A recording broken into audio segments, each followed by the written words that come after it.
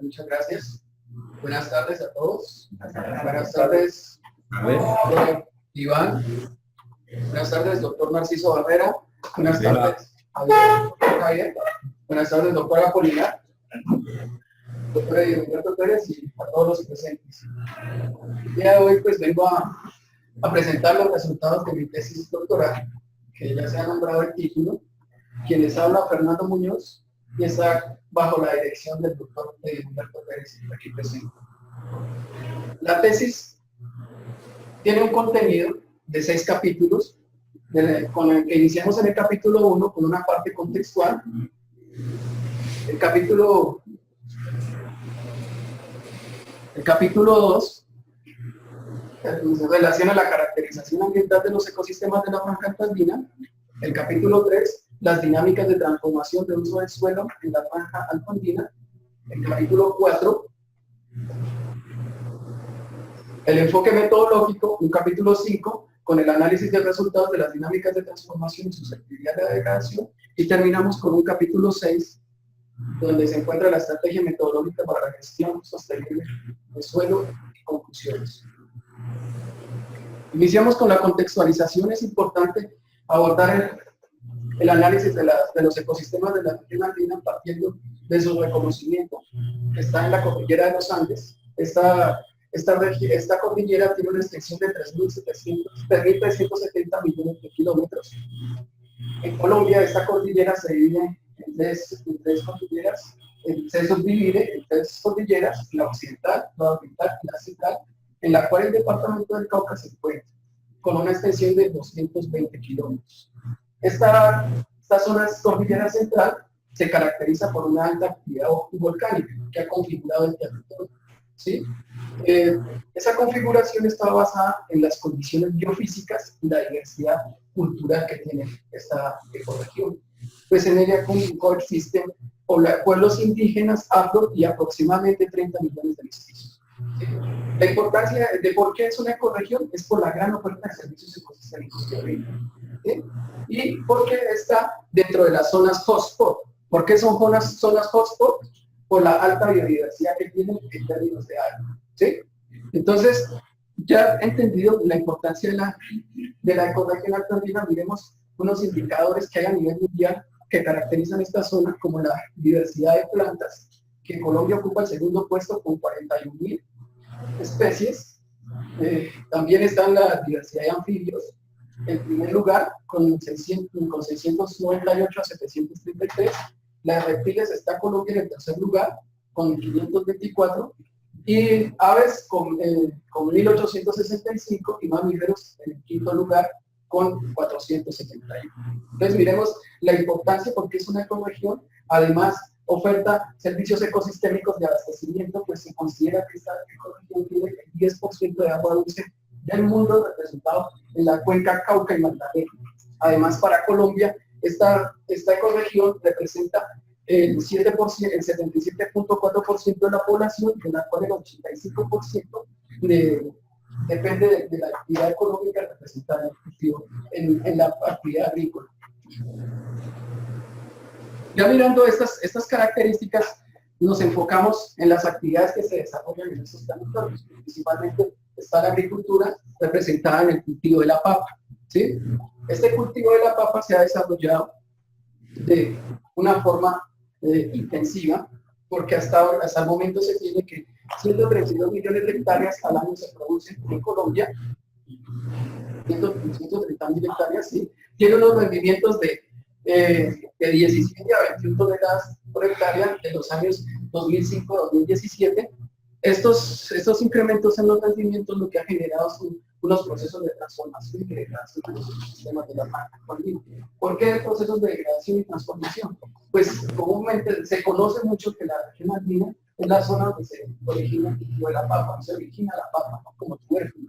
Anteriormente teníamos una gran diversidad, como lo muestra como se puede visualizar aquí en la imagen, la diversidad de papa que existía, y actualmente se cultivan entre 12 a 6 variedades de este tipo, de este tubérculo.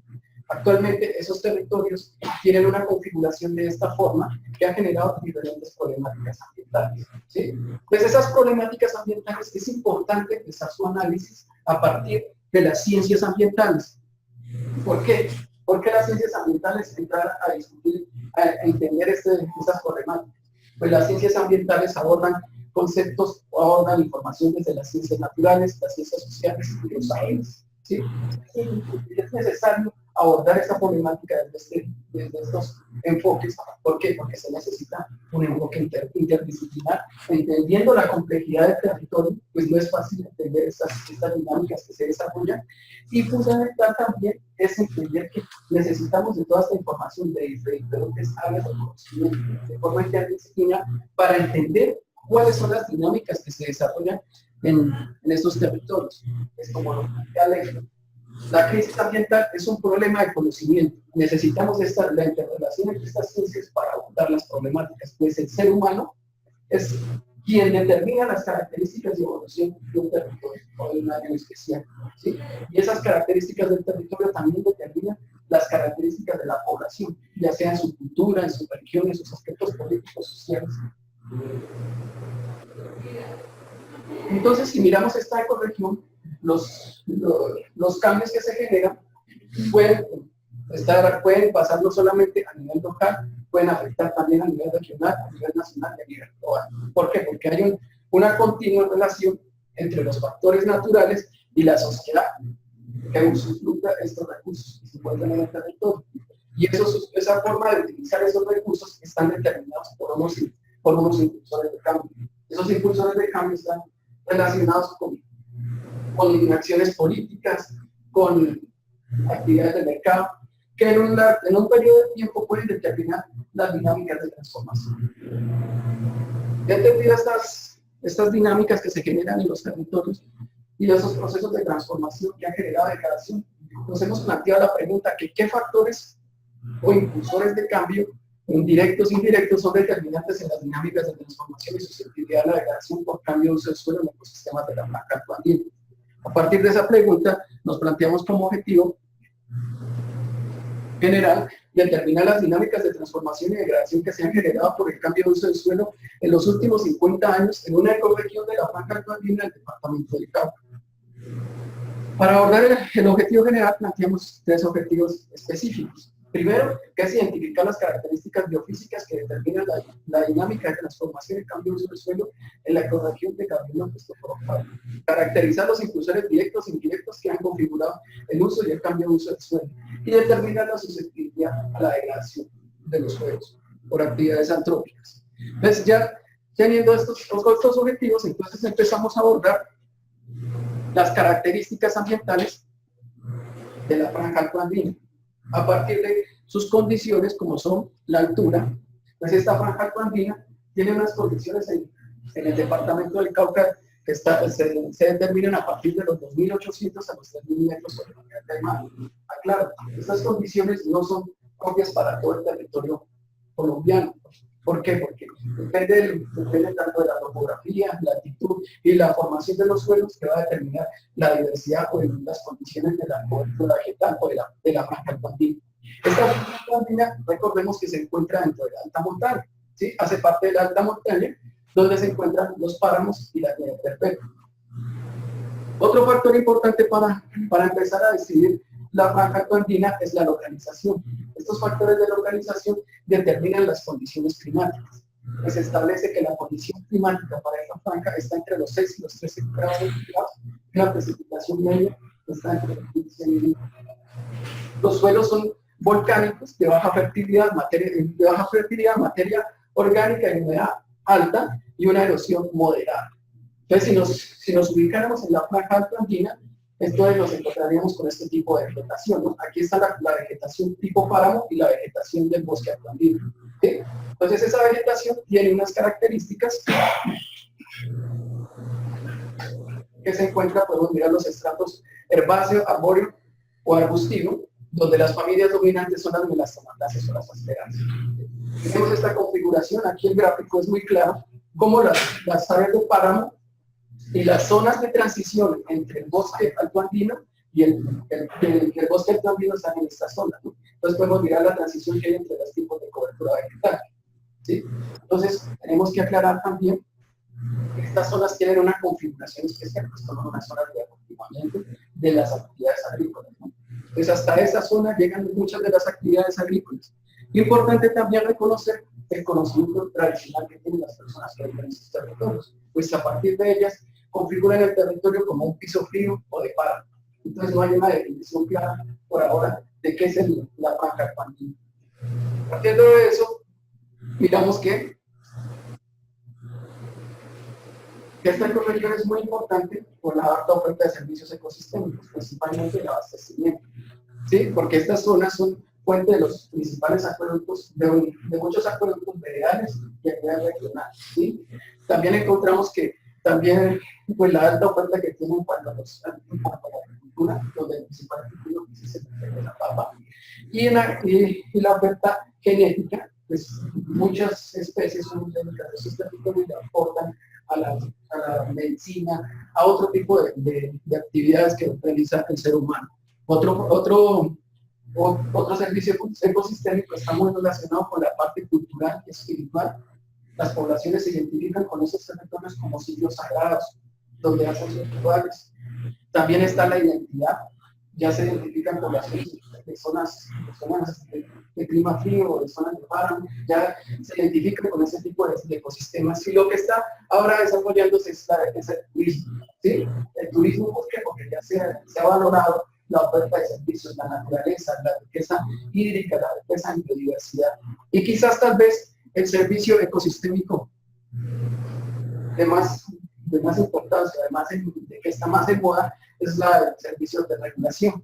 ¿Por qué? Porque estos ecosistemas regulan el ciclo hidrológico, regulan la parte climática, regulan la retención de carbono y la reducción de gases invernadero.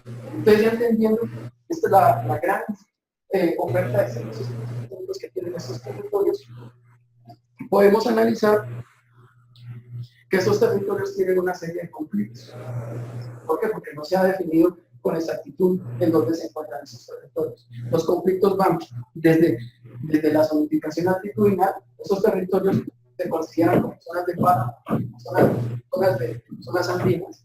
No hay una definición exacta que permita hacer un ordenamiento de estas áreas.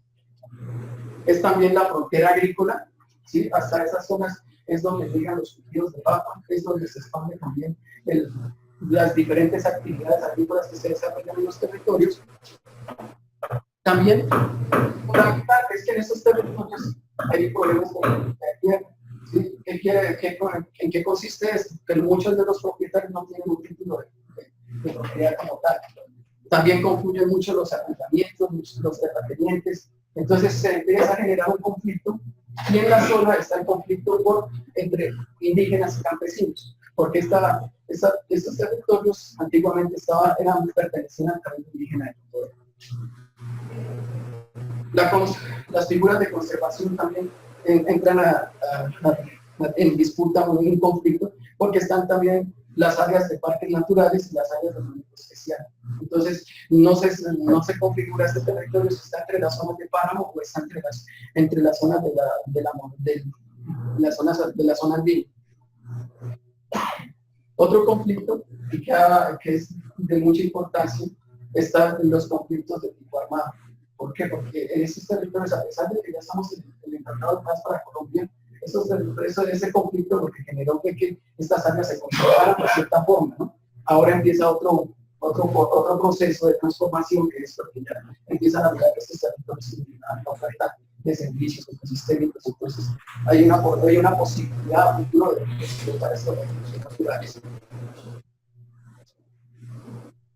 Entonces, ya entendido esas características, la franja andina, revisemos un poco las dinámicas de transformación de cambio de uso del suelo de la franja andina, recordando que estos territorios inicialmente fueron transformados por actividad agrícola, por el cambio de la agricultura a otro tipo de sistemas de manejo de estos territorios.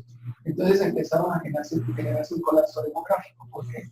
Porque la llegada de los españoles generó unas nuevas enfermedades, unos cambios en las condiciones climáticas, unos cambios en las condiciones de vida de las poblaciones y también de las personas que llegaron en ese periodo de 1492 a 1740. En el periodo de 1740 a 1850 ya empieza un proceso más desarrollado de la agricultura en estas zonas de montaña con la revolución verde, con la revolución industrial, perdón. ¿Por qué? Porque ya se necesita tener recursos para las ciudades, se necesita alimentos para las grandes ciudades, se necesita mano de obra, se necesita mantener las zonas mineras, entonces se necesita mucha producción agrícola. Posteriormente, en el año 1850-1920, se empiezan a detectar procesos de problemas, se empiezan a detectar problemas ambientales, como cuáles ya se está fragmentando mucho el bosque, se está perdiendo las coberturas vegetales naturales, se está perdiendo la capacidad productiva de los suelos, se está contaminando el recurso hídrico. Entonces se empieza a generarse ya este problema en las zonas bajas de la parte andina y después empieza a aparecer una parte de legislación que se empieza a que inicia la transformación del territorio a partir de la ley 200. ¿Qué implica esta ley 200? Que como se acabó la oferta de las zonas bajas, entonces hay una necesidad de explotar las zonas de alta montaña que antes eran territorios de agua. Y con esta ley 200 motivaron a los terratenientes a que instalen la montaña para tener nuevas áreas de cultivo. Generaron otro proceso de transformación en este periodo de 1920 a 1980, donde ya en la alta montaña se empiezan a ver cultivos como el café, la papa, el maíz, el trigo, el frijol, que generan otros procesos de degradación diferentes, ¿sí? Porque ya hay una actividad de transformación intensiva que empieza a configurar un territorio como el que tenemos en la actualidad de la Franja Andina. Entonces estos territorios ya configurados de esta forma empiezan a tener unos problemas. Pues se estima que el 45% de los usos del suelo en esta franja andina se utilizan diferente a su vocación. El 80% tienen diferentes grados de erosión. Se estima que 1.2 toneladas de suelo se pierden por una hectárea al año. Igualmente, el 73% presentan procesos de deforestación y pérdida de la cobertura vegetal natural, donde las principales actividades que generan esos procesos de transformación están con la agricultura intensiva y extensiva.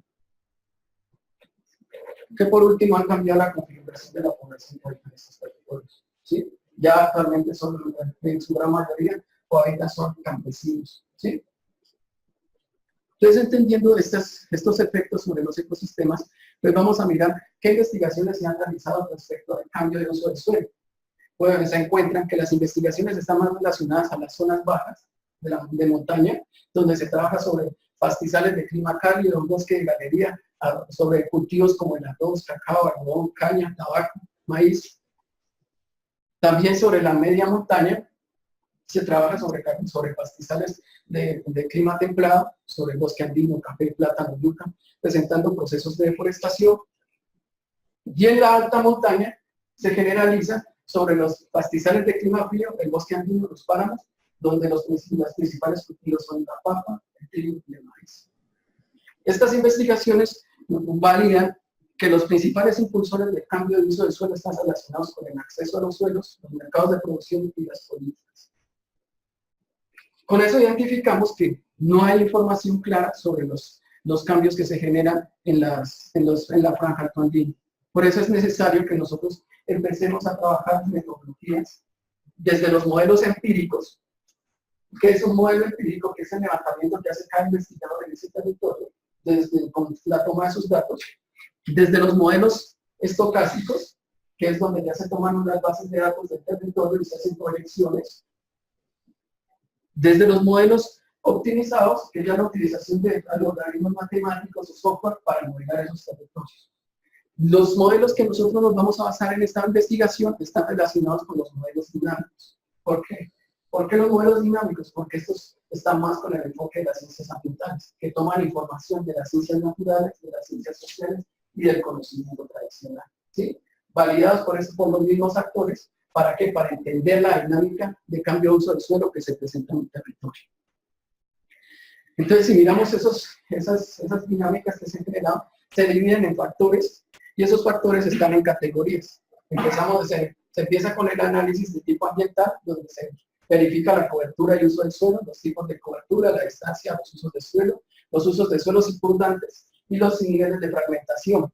También se tiene en cuenta la topografía con elevación, la pendiente, la productividad, suelo, clima y los factores socioeconómicos con accesibilidad, distancia a carreteras, conectividad a mercados, distancia, asentamientos, desarrollo de la comunidad local, población, fuerza de trabajo, tecnología y restricciones políticas, ¿sí? Ya sea de protección o de máxima intensificación. Ya entendido esos procesos, esas dinámicas de uso y cambio de uso del suelo, pasamos a definir que esas dinámicas están generadas por 3 tipos de causas, que son las causas próximas, que son las actividades que realizan las poblaciones en ese territorio, las causas subyacentes, que son las que hacen las políticas exteriores o los planes territoriales, y los controladores espaciales, que son las características propias del territorio, como son los suelos, la altitud, la pendiente, configuran esas dinámicas de cambio. Entonces, si ya miramos esas causas de las dinámicas de cambio y uso del suelo, podemos identificar cómo se han transformado, si hay procesos de modificación, intensificación, perturbación o regeneración. Ya observado cómo se desarrolla el enfoque que va a llevar la investigación, entonces pasamos a la metodología, donde esta metodología parte desde una identificación de actores, que necesitamos esta parte, ¿por qué? Porque son los actores los que necesitan tomar decisiones, son los que van a determinar qué es lo que está sucediendo y qué es lo que viene a futuro. Hago la claridad que en todo el proceso ya identificó los factores y todo el proceso estuvieron participando. Posteriormente se hace el análisis de la dinámica biofísica a partir de la información que tiene el territorio. Se describe cuáles son las características de los suelos, se describe cuál es la cobertura y cuáles son los cambios de cobertura que se han generado utilizando imágenes de satélite. Se tomaron imágenes de satélite tipo Landsat de los años 89 hasta 2017. Se relacionaron con otras capas de información generadas por el IGAR para el ordenamiento del territorio y se estableció la dinámica socioeconómica que se establece en estas áreas, ¿sí? Donde a partir de los talleres, entrevistas y otras estrategias metodológicas, hubo la necesidad pues, de conocer en realidad no solamente los reportes que aparecen en los planes de ordenamiento, sino directamente con el productor para que nos cuenten la realidad del territorio a nivel socioeconómico. Después de esta fase, primera fase que es de tipo disciplinar, pasamos a la fase ya de integración, ¿no es cierto? Ya integramos el análisis biofísico con el análisis socioeconómico para mirar que sí hay susceptibilidad a la degradación, será que existe o será que no hay susceptibilidad a la degradación, y determinar que hay no solamente degradación, sino que también hay otro tipo de problemáticas ambientales. Hay veces solamente miramos el problema puntual, pero no miramos todo lo que lo relaciona. Entonces, ya establecidas esas problemáticas, pasamos a la metodología participativa. ¿Por qué? Porque hemos obtenido unos resultados y esos resultados necesitamos que la gente, las personas del territorio los validen, los apropien y miren qué es lo que está sucediendo en el territorio. Desde la identificación de los actores hasta los resultados finales está la población presente, ¿sí? Entendiendo qué es lo que sucede con su territorio. ¿Por qué? Porque necesitamos realizar una gestión de suelo, del sostenible del suelo. ¿Qué es lo que se espera con este tipo de investigaciones? Ya establecida la parte metodológica, vamos a revisar el área de estudio que se encuentra en el departamento del Cauca, municipio de Totoró, en el corregimiento de Gabriel López, el cual tiene un área de 16.676 hectáreas, una temperatura que oscila entre los 10 a los 15 grados, los suelos son áticos o de origen volcánico, con pendientes que van de 7 a 50%, tienen 3.746 habitantes, donde están tanto indígenas como campesinos, ¿no es cierto? Donde su actividad económica es el cultivo de papa en el 75% y la ganadería extensiva. ¿Sí? Ya establecidas las características del territorio, pasamos al análisis de resultados de las dinámicas de transformación y susceptibilidad a la degradación. Esas dinámicas se empezaron a analizar a partir del cambio de uso del suelo, utilizando las coberturas de la tierra, ¿no? Utilizando imágenes de satélite. imágenes de satélite para identificar cuál es el tipo de uso dominante en el territorio. Aquí podemos visualizar el tipo de cobertura que tiene el territorio, que están los páramos bajos, el bosque denso fragmentado, el bosque denso bajo, perdón, el bosque fragmentado, el humedal natural, los pastizales y los cultivos transitorios. Cabe aclarar que estos tipos de cobertura por el nivel de escala las agrupamos, ¿cierto? Para tener un mejor análisis del territorio. Entonces, mira, podemos mirar en la imagen cómo hay una heterogeneidad de coberturas en el territorio, ¿sí? Donde la matriz dominante son los pastizales, ¿sí? Con 4.580. Quiero que nos vamos fijando en esa partecita. Para el año 99 tenemos las coberturas donde la matriz dominante sigue siendo los pastizales, ¿no es cierto? Con 4.991, aumentó un poco respecto al año anterior. Los bosques fragmentados empezaron un proceso de pérdida de cobertura, ¿sí? Eso lo podemos hacer visible un poco acá. Si revisamos el bosque fragmentado, que es de color negro verde más oscuro, y acá en las que ya se empieza a ver un poco, se empieza a perder en las otras coberturas, ¿sí? Entonces ha ido perdiendo las áreas del bosque fragmentado. Podemos mirar también que las áreas de bosque denso y las áreas de páramo bajo y bosque denso pues tienen una cobertura mucho mayor, ¿sí?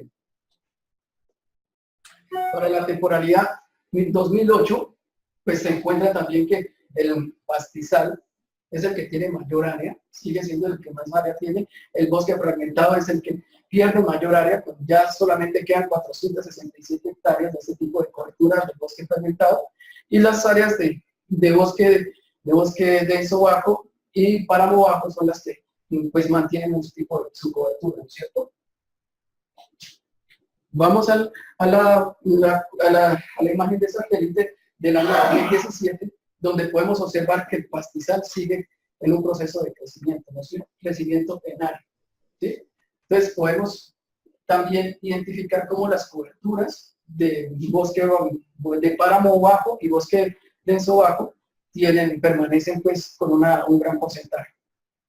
Entonces hasta ahí que hemos visto que hay una configuración de las coberturas vegetales que ha ido cambiando, se ha ido homogenizando. Si miramos acá una heterogeneidad de coberturas en cuanto a áreas, a fragmentos, se ha ido disminuyendo, en especial los de bosque fragmentado.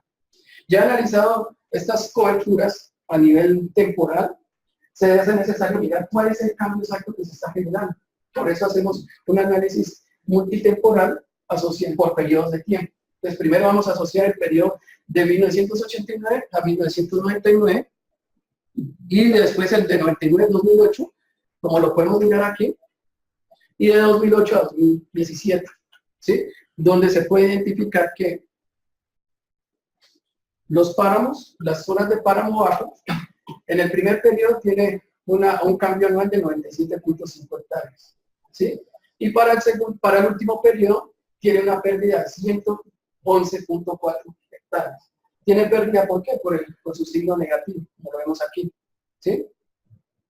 Para el segundo periodo, el bosque denso bajo tiene también en el primer periodo un proceso de cambio de 84.4 hectáreas anuales y una pérdida en el segundo periodo de 46.6 hectáreas. El bosque fragmentado presenta la mayor pérdida en cobertura con 216 hectáreas anuales. En el segundo periodo también tiene una pérdida alta de 98.6 y si podemos observar en el último periodo es un valor muy pequeño, pues porque ya casi no queda área de ese tipo de cobertura. En respecto al humedal podemos ver que todo el periodo de tiempo analizado estaba perdiendo área, ¿sí? Es una de las coberturas más afectadas por estos procesos de cambio de uso del suelo. Los pastizales, pues mire que los cambios en relación a sus áreas son pequeños, ¿no es cierto? Son muy pequeños, pero en el primer periodo tienen unas ganancias, en el segundo hay un porcentaje muy pequeño de pérdida. Si analizamos los cultivos transitorios, pues miremos que también tienen un proceso de expansión, ¿no es cierto? Donde en el periodo intermedio, de 1999 a 2008, tiene una ganancia de 80.8 hectáreas. Ya analizado esos procesos, es necesario mirar si hay procesos de degradación. ¿Sí? ¿Por cómo identificamos esos procesos de degradación? Por indicadores de fragmentación. Se identificó que el bosque denso bajo tiene mayor número de parches. ¿Qué significa este número de parches? Que en un área se empezó a dividir en más fragmentos, un área de la cobertura se empezó a dividir en más fragmentos. ¿Y eso qué significa? Que empieza a perder conectividad con otro tipo de coberturas y con la misma. Podemos mirar el índice de forma que nos dice. El índice de forma, cuando se acerca a uno, quiere decir que es más regular. Cuando entre más se aleja de uno, quiere decir que tiene mayores procesos de perturbación. Entonces podemos observar que es simple, que en este primer periodo el bosque denso bajo se fragmentó y es más irregular, o sea que hay procesos de perturbación. El bosque fragmentado en el segundo periodo es el que más se empieza a sectorizar aún más, ¿no es cierto? Con 265 áreas de ese tipo de cobertura. Igual presenta un nivel de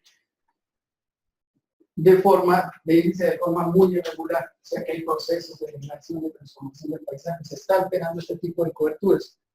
Para el tercer periodo se observa que el páramo bajo es el que tiene mayores procesos de fragmentación. Miremos el número de parches, aunque si miramos el índice de forma es un poco menor, ¿sí? Es un poco menor en relación, eso quiere decir que se está unificando, ¿sí?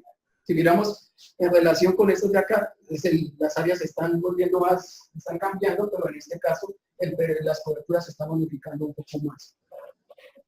Si miramos los pastizales, respecto a los años anteriores, son los que también se han empezado a fragmentar. Han empezado a aparecer más áreas de este tipo de cobertura de pastizal.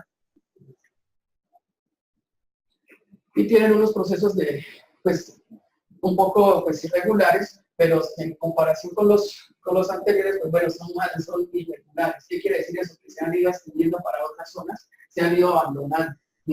Cuando son regulares, ¿qué quiere decir? Que las áreas están con un uso agrícola, ¿sí? Porque están delimitadas. Si miramos el bosque denso bajo, tiene un número de parches de 176.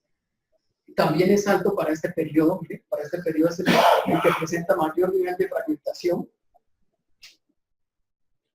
Y los pastizales y los cultivos presentan también un nivel de fragmentación alto. ¿Esto qué quiere decir? Que han empezado a aparecer más áreas de este tipo de cobertura en otras áreas. Tal vez introduciéndose a los bosques fragmentados o al humedal o al páramo. Entonces, entendiendo un poco estos cambios, que sí ya corroboramos que hay unos procesos de fragmentación y degradación de las coberturas vegetales, pasamos a ubicar estos procesos de transformación en procesos de modificación o conversión. ¿Cuándo identificamos que son de modificación? Cuando empiezan a haber procesos de conservación o procesos de intensificación. Las coberturas que se agruparon en estos procesos están las de conservación, la del páramo y bosque natural. Las de intensificación están los pastizales y los cultivos transitorios. Para las áreas de conversión están están distribuidas en perturbación y que representan el bosque fragmentado y el humedal natural, y las áreas de regeneración, que nuevamente aparece el páramo y el bosque natural. Pues ya identificadas estas condiciones, ya identificadas en dónde se agrupan estas coberturas vegetales, realizamos un esquema de las dinámicas de transformación que suceden en el territorio. ¿Cómo se entiende este esquema? Pues ya tenemos unas áreas que están en proceso de perturbación, que es el bosque fragmentado. ¿Cómo entendemos? Aún más, si ya tenemos indicadores de fragmentación, vamos a mirar el nivel de permanencia de esas coberturas. El bosque fragmentado se agrupa en este tipo de área de perturbación porque es el que menos nivel de permanencia tiene, ¿sí? Miremos las áreas de conservación, son estas que están acá, que es el bosque y el páramo, que tienen unos niveles de permanencia aún mucho más altos, ¿sí? Y vamos a mirar las áreas de intensificación que están en los pastizales y los cultivos. Entonces ahora, ya que tenemos identificados cuáles son las áreas perturbadas, las áreas de conservación y las áreas de intensificación, vamos a mirar que la cobertura que mayor área cede está en los bosques fragmentados, que ceden tanto al bosque denso bajo y al páramo. Miremos que para el bosque denso cede 44.3% de su área para el páramo cede 21.6%. Miren que el bosque fragmentado para los pastizales cede 18.3%. Igual es de entender que también estas coberturas ceden para los otros tipos de coberturas, pero no los porcentajes menores. El otro es el humedal, que cede 29.5% para las áreas de pastizal. Y fundamental en este periodo, quiero que también que entendamos que en este periodo hay una conectividad entre el humedal y el bosque denso bajo, ¿sí? Identifiquemos, porque según los pobladores, antes había una conectividad, aquí miremos que no hay conectividad entre el humedal y el páramo, pero según los pobladores, anteriormente sí había una conectividad entre bosque y páramo, que ya ha sido perdiendo. Ahora estamos identificando que hay una conectividad entre el bosque y el humedal, que posteriormente ya se va a perder para el próximo periodo, que es entre el 99 y 2008. Se pierde esta conectividad entre el bosque denso bajo y el humedal. Sigue siendo el bosque fragmentado el que mayor nivel de mayor perturbación tiene, pues la permanencia es muy pequeña, y este sigue cediendo coberturas tanto al bosque como al páramo, principalmente al páramo con 40.1%. Si pierde con respecto con el pastizal 20.8%. El humedal pierde 19.6%, y también hay una relación directa entre el cultivo y los pastizales. Miren, en esta área se pierde, el cultivo cede a los pastizales 57.3%. ¿Qué quiere decir con eso? Pues que hay áreas que se están dejando de utilizar para la agricultura y se dejan abandonadas o se siguen para otra práctica de manejo. Para el próximo periodo, que es el de 2008 y 2017, se observa igualmente que el bosque fragmentado es el que mayor área pierde, a pesar de que cada vez tiene menor cobertura, es el que más área cede a los otros sistemas, a los otros tipos de cobertura. Pierde con el bosque denso 43.8%, con el páramo 26.3%. Y se establecen también unas relaciones entre pastizal y cultivos. El humedal pierde con el pastizal 38.6%. Ya no hay una conectividad entre el bosque y el humedal. ¿Sí? Entonces está perdiendo también una oferta tanto entre los corredores biológicos que existen entre estos sistemas y que existían entre estos.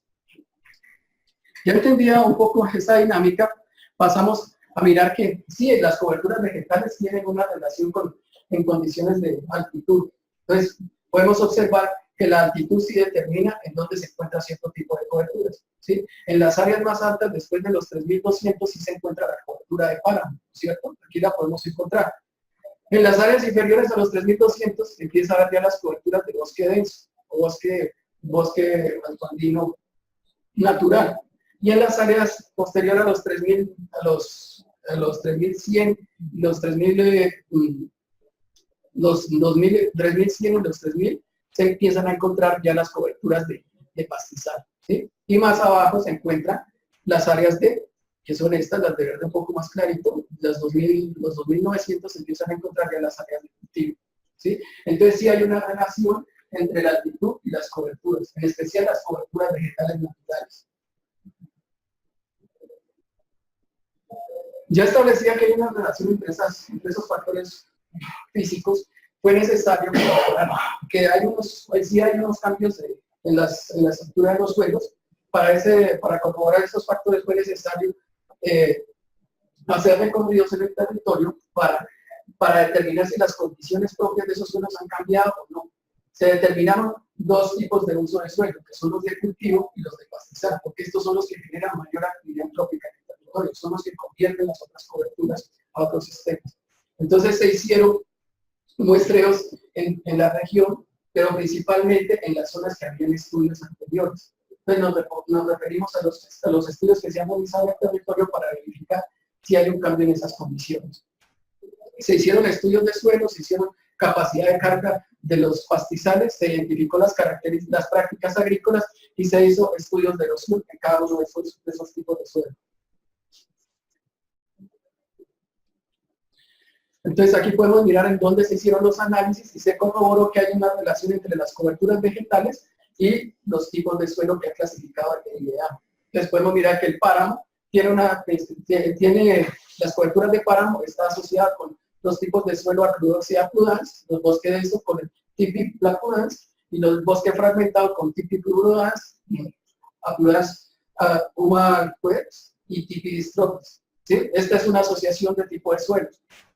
El humedal está más asociado con Acrodorsis prudens, Panniprudens y Tipiprudens. Y los cultivos transitorios y los pastizales están con los Tipiprudens, los Tipiprudens y los Sanguistrophes. Entonces, aquí también corroboramos que las zonas de alta montaña, las franjas altoandinas, típicamente estamos relacionadas con los sanguisoides, ¿sí? También se verificó que sí se están modificando los horizontes del suelo, ¿sí? Miremos cómo el bosque anteriormente tenía una mayor área, se ha ido cambiando a medida que cambia el tipo de suelo. El horizonte A1, que es el que está relacionado con la materia orgánica, también se ha ido disminuyendo y se ha ido transformando el horizonte B. ¿Sí? Miremos que ya aparece el horizonte B, aparece en unas zonas más altas, en unos horizontes más anteriores, ¿no? ¿Cierto? Más superficiales, correcto. Miremos que también el análisis de las variables físicas y químicas de los suelos no mostraron una diferencia significativa en la mayoría de las variables, pero solamente se encontró una diferencia significativa en lo relacionado con las fases texturales de arena y limo, que empiezan a generar, como ya se ha ido creando un cambio en las condiciones del suelo. Entonces, estos estudios corroboran un poco que por lo menos en el caso del pH, los reportes del IDEA muestran unos datos de pH que en ocasiones se salen de las condiciones propias del territorio. Si revisamos los estudios puntuales que han hecho estos autores, miren que el pH está entre 4.5 a 4.6 o 4.7. Entonces sí hay una diferencia, hay una necesidad de los estudios más puntuales en ese territorio. Si miramos los datos que arroja el IGAC, para estas zonas se muestran unos pHs, una densidad aparente que está entre los 1.7 a los, mire, hasta acá este rango que es 1.8. Y para los estudios, mire los reportes que hay, puede estar entre los 0.4 a los 0.6, 0.7. Para la erosión, los niveles de erosión también, mire que el reporta son unas apreciaciones subjetivas, que hay erosión moderada, hay un tipo de erosión, unos tipos de erosión que no se pueden cuantificar. En cambio, estos autores muestran cómo se corrobora lo planteado, que en una hectárea en una hectárea productiva se puede perder hasta una tonelada de suelo grande. Podemos mirar aquí con los análisis de erosión que se hicieron con los simuladores de lluvia, cómo las áreas de cultivo son las que mayor cantidad de suelo erodado generan, ¿sí? Para el año 2012, para el año 2013 y para el año 2014. Entonces sí hay procesos de erosión y degradación en ese territorio. Las condiciones climáticas del territorio en las tres temporalidades pues muestran un comportamiento pues aparentemente homogéneo. Sin embargo, hay unos cambios muy pequeños en cuanto a la precipitación, la temperatura. Hay un incremento un poco de la temperatura para el último periodo.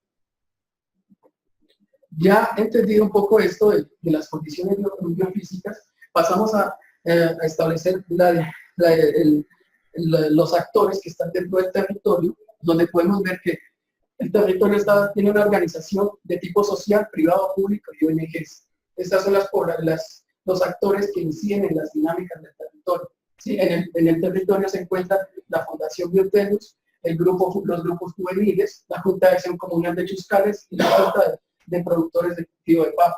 ¿Sí? A nivel municipal se encuentra la Radio Libertad, el Cabildo de Totoro y otro grupo juvenil. A nivel privado se encuentra la Iglesia Cristiana, la Truchifactoría, la Iglesia Católica, los cultivos de fresa, el granero agropecuario. Y a nivel municipal pues está Transtotoró y a nivel ya departamental está Sotracauca. Miremos también que las entidades de tipo público se encuentra la escuela mixta, el puesto de salud, el acueducto de Mazazá. A nivel del corregimiento, a nivel municipal se encuentra la UMATA, y a nivel departamental y nacional pues está el ICBF, el IGAC, el Sistema Nacional de Áreas Protegidas, la Universidad del Cauca, el SENA, la CRC, el CODER, Familias en Acción y ACTIV. Entonces todos estos actores inciden en cómo se ha ido transformando el territorio. Son los actores que están participando en las dinámicas del territorio. Y por último están las ONG con las familias, con las mujeres agroindustriales y FENSUAGRO. Ya entendido que los actores están en este territorio, es necesario hacer una reconstrucción histórica de cómo se ha ido cambiando esta zona, partiendo de que en el año 1900 esta era una zona de conservación, donde estaban áreas, solamente áreas de cobertura natural y páramo. En el año 1918 está el establecimiento de la cabecera municipal. En el año 1930 aparece ya con la ley 200, empieza ya la ampliación de la frontera agrícola, de la frontera agrícola, a talarse los árboles, a talarse los bosques naturales. Empieza un proceso de colonización en el año 1940 y se empiezan a ver los primeros cambios de uso del suelo en el territorio. Principalmente en este año 1930, que está relacionado con la agricultura y ganadería tradicional. Ya se empieza a ver un cambio, se empieza a crear la Junta de Acción Comunal y hay unos procesos ya llegando al año 1950 con la agricultura intensiva. Ya la agricultura intensiva llega con la revolución verde, con nuevos insumos de una forma de cultivo en el territorio que transforma estas zonas, ahí empiezan a generarse nuevos usos de suelo y también se identificó este territorio como fuente del nuevo producto de Popayán, ¿no es cierto? Entonces ahora es una oferta de servicios ecosistémicos de abastecimiento. Empieza ya la organización campesina, pues a mirar que hay una posibilidad de tierras en ese territorio, que ellos asociándose pueden tener acceso a otros recursos, y en el año 1989 se empieza a ver los impactos de los procesos de fragmentación, ¿sí? Entonces estamos relacionando que la información que nos genera la imagen de satélite, que sí hay unos procesos de fragmentación en este periodo, ¿no? Ya en el año 1990 empiezan los conflictos por tenencia de tierra. Si en esos conflictos por tenencia de tierra, ¿qué es lo que empieza a suceder? Pues ya se necesitan otro tipo de áreas para el cultivo, ¿sí? Ya no hay, como se identificó, ya el bosque fragmentado es el que es más fácil de acceder, es el que se necesita talar para instalar las zonas de cultivo. Y empiezan a haber procesos de degradación, ¿no es cierto?, del sistema. Y en esta parte se empieza a ver cómo ya se empieza a alterar las coberturas vegetales naturales más de lo que había sucedido antes. Entonces empieza a suceder un apoyo institucional representado en los esquemas de ordenamiento territorial. ¿Para qué? Para darle prioridad a las zonas de conservación, darle prioridad a las zonas de producción. Empieza a haber una planificación del territorio. Eso lo podemos comprobar ya en el año 2007, donde las áreas de páramo y las áreas de bosque se empiezan a conservar un poco más, ¿sí? O sea, ya hay unas restricciones en esos territorios para ese tipo de coberturas. El plan de manejo y ordenamiento de cuencas hidrográficas generó otra forma de ordenamiento del territorio, que aunque los habitantes no estuvieron de acuerdo con ese ordenamiento, porque lo declararon como una zona netamente de conservación, más no una zona de conservación y producción, entonces empezaron a generar unos conflictos de tipo social en el territorio. Y ya la instalación, el mejoramiento de la vía empezó a generar otra dinámica de transformación, ¿sí? Lo pudimos corroborar en el año 2017, donde ya hay una modernización de las coberturas vegetales. Entonces esas coberturas vegetales se intensificaron, en especial el cultivo de la papa. Hay un mejor acceso, hay una mejor fuente de producción. Descrita la población, sí corroboramos a través de las encuestas y las entrevistas que el 97% de los campesinos el 97% de la población era campesina, el 2% indígena y un 1% eran de personas foráneas. En la educación el 47% son de primaria, el 33% de bachillerato, el 13% técnico, el 6% universitario y el resto pues, no tienen ningún nivel de educación. Corroboramos también que la actividad económica, la principal es el cultivo de la papa, con 72%, el 27% con ganadería extensiva y un 1% con transporte. Se les preguntó qué hacen, cuál es el uso del suelo que hacen, el uso del bosque que hacen. Entonces ellos hicieron una parte, lo utilizamos el 39%, después de que lo utilizaban para protección de fuentes de agua, mejoramiento para madera, el 14%, el 17% para alimentos y frutales, el 23% para medicinas y el 7% maderas y artesanías. Como hemos visto, la configuración del territorio se basa en su economía en la papa y el cultivo, en la ganadería y el cultivo de la papa. Pero hay otros tipos de productos ya de otras especies que se cultivan en el territorio. Y podemos mirar que en el cultivo de la papa, la actividad, el cultivo de la papa puede ser de alto consumo, puede ser, generalmente compran las semillas, las actividades agrícolas las realiza el hombre, y la mano de obra pues es también de tipo familiar, se intercambia el trabajo. También los grandes paperos son los que utilizan la contratación, del resto de los pequeños solamente es el intercambio entre la misma familia. La comercialización es de tipo local y regional, y hay un consumo de una gran cantidad de agroquímicos. Miremos pues cómo el cultivo de papa ha transformado el territorio, porque pues, las áreas de cultivo han tenido un incremento y una disminución, han tenido unos picos altos y unos picos bajos, ¿no es cierto? Estos están muy relacionados con fenómenos climáticos en el territorio, ¿sí? Pues estos fenómenos climáticos representados en heladas, en épocas secas, han creado que esas áreas de cultivo no se extiendan. Pero los rendimientos, miren que también tienen en este primer periodo hasta el 2011, tienen un comportamiento como homogéneo, ¿no? Una tendencia homogénea, donde los rendimientos son muy altos, pues como vimos al inicio, están dentro de los rangos a nivel nacional. Y si miramos el último periodo, estos rendimientos se han ido incrementando hasta llegar a superiores al 25, hasta el 25, 26 o 27%. Entonces no solamente están por encima de los rangos nacionales, sino los rangos mundiales de Indonesia y Estados Unidos. Entonces ahí es donde empieza uno a pensar que en ese territorio se puede empezar una actividad intensiva que pueda afectar los recursos del sistema. Ya miramos que esa actividad del cultivo de la papa pues genera estos tipos de rendimientos, pero actualmente se sigue trabajando a través del esquema de la agricultura migratoria, donde están las áreas de cultivos, las áreas naturales, como son el bosque altoandino y el páramo, que posteriormente a través de actividades como la rosa, la tala y la quema, se empiezan a transformar, a fragmentar, y después ya empieza una labranza, ¿sí? Una modificación en un periodo que puede durar en un año, donde hay una época, una producción, 2 producciones, 3 producciones de papa. Ya en el segundo año, en el tercer año, ya se empieza a dejar esos suelos para la ganadería, para pasturas o para unos cultivos de ciclo corto. Ya en el quinto año, en el territorio, esos suelos pueden ser dejados como áreas para repoblación del bosque fragmentado, que pueden llegar hasta el bosque altoandino o el páramo, o pueden tomar esta elección hacia acá, hasta otra vez volver a hacer el ciclo de la agricultura. Finalmente, ya tendría estas dinámicas de la agricultura migratoria. Con la población se identificó un problema central, que es el desconocimiento de las características de los suelos y sus factores ecológicos, sociales, culturales y económicos han puesto en riesgo la seguridad alimentaria y la oferta de servicios ecosistémicos de la franja andina.